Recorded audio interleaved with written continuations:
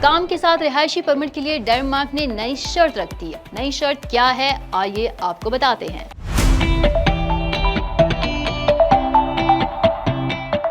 آئندہ برس سے ڈنمارک ملازمت کی غرض سے درکار رہائشی اجازت نامے کی درخواست دینے والے غیر ملکی شہریوں کے لیے آمدنی کی ایک نئی شرط متعارف کروائے گا۔ ڈنمارک کی agency for international recruitment and integration نے اعلان کیا ہے کہ تازہ ترین آمدنی کی حد اس بات کو یقینی بنائے گی کہ غیر ملکی کارکنوں کی تنخواہ اجازت نامے دینے سے پہلے ڈنمارک کے معیارات کے مطابق ہوں۔ یکم جنوری 2025 سے اس تبدیلی کو نافذ کرنے کے لیے ڈنمارک کا مقصد غیر ملکی کارکنوں کے ساتھ منصفانہ سلوک کی ضمانت دینے سمیت اس بات کو یقینی بنانا ہے کہ وہ اپنے ڈنمارک کے ہم منصبوں کے برابر تنخواہ حاصل کر سکیں۔ رہائش اور ورک پرمٹ حاصل کرنے کے لیے آپ کی تنخواہ اور ملازمت کی شرائط کو ڈینش معیارات پر پورا اترنا چاہیے۔ اس کا مطلب ہے کہ آپ کا معاوضہ ڈنمارک میں مخصوص قسم کی ملازمت کے اصولوں کے مطابق ہونا چاہیے۔ Agency for international recruitment and integration کے مطابق 31 دسمبر 2024 کے بعد جمع کرائی گئی درخواستوں کی نئی آمدنی کی ضرورت کے تحت جانچ کی جائے گی۔ 1 اکتوبر سے 31 دسمبر 2024 کے درمیان درخواست دینے والوں کا بھی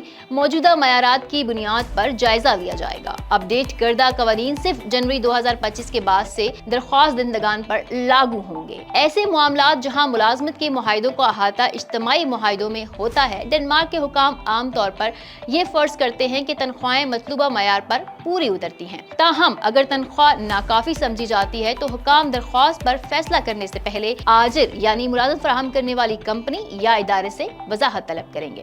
مزید اپڈیٹس کے لیے دیکھتے رہیے وی نیوز.pk۔